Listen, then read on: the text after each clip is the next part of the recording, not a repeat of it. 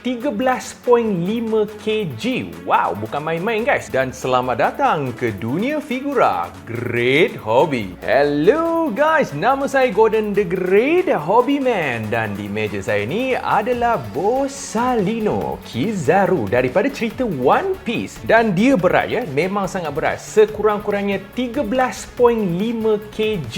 Wow, bukan main-main guys. Ketinggian racing ni dah cover dah muka saya, boleh sampai 67 cm dan lebarnya 57 cm.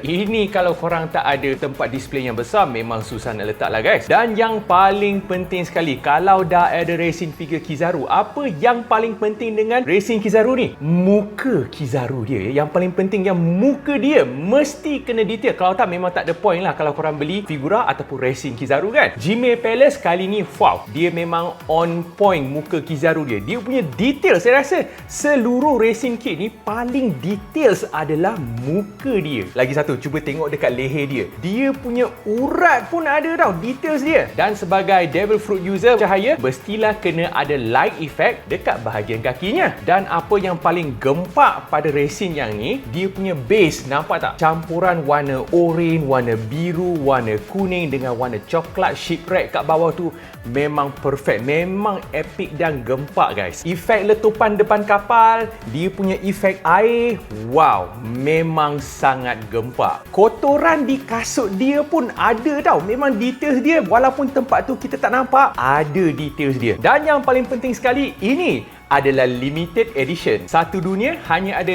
208 unit sahaja guys. Alright, jadi sampai di sini saja. Kalau korang suka episod yang macam ni, bagi tahu saya kat ruang komen. Kita akan jumpa lagi di video yang akan datang.